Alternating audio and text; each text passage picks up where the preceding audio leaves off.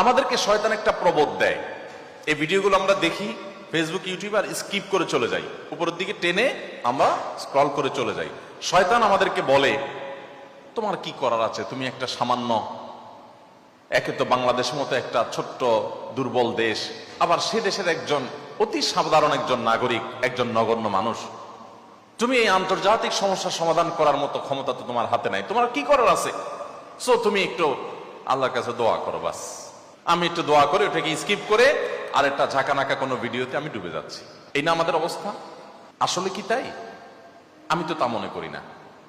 এটা শয়তান আপনাকে মিথ্যা কথা বলে, আপনাকে মিথ্যা সান্ত্বনা দেয়। শয়তান বলে তোমার কিচ্ছু করার নাই। কে বলেছে আপনার কিছু করার নাই? আপনার যে কত কিছু করার আছে সেটা আপনি নিজেও ভাবেন নাই। আল্লাহ তাআলা আপনাকে জিজ্ঞাসা করবেন না তুমি সেখানে সামরিক শক্তি কেন পাঠাও নাই, কারণ সামরিক শক্তি আপনার হাতে নাই। আল্লাহ আপনাকে এটা জিজ্ঞেস করবেন না। আল্লাহ আপনাকে বলবেন না তুমি মানবিক সহায়তা নিয়ে শত শত হাজার হাজার টন কেন খাবার পাঠাও নাই সেখানে, কারণ এই ক্ষমতা আপনার হাতে নাই। আল্লাহ এটা জিজ্ঞেস করবেন না। আল্লাহ জিজ্ঞাসা করবেন তোমার হাতে একটা ইহুদি পণ্য তোমার বাসায়, তোমার টয়লেটে, তোমার বেডরুমে, তোমার প্রত্যেকটা জায়গা, কখনো সাবানের নামে, কখনো শ্যাম্পুর নামে, কখনো লোশনের নামে, কখনো চকলেটের নামে, কখনো ড্রিঙ্কসের নামে, কখনো রেস্টুরেন্টের ফাস্টফুডের নামে, তোমার বাসার প্রতিটা কক্ষে কক্ষে, প্রতিটা টয়লেটে তাদের পণ্যগুলো শোভা পেয়েছে।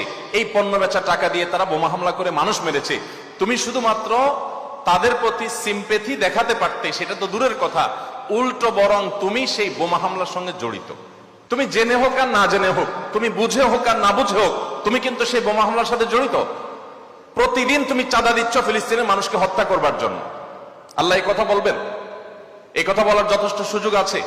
প্রতিদিন আপনি চাঁদা দিচ্ছেন। আমি একটা পেস্ট কিনতেছি না, আমি একটা বোমা হামলার জন্য টাকা ইনভেস্ট করছি বা চাঁদা দিচ্ছি। প্রতিদিন বাংলাদেশের প্রত্যেকটা মানুষের কাছ থেকে, প্রতিটা মানুষের ঘর থেকে ওরা চাঁদা তুলে নিয়ে যাচ্ছে।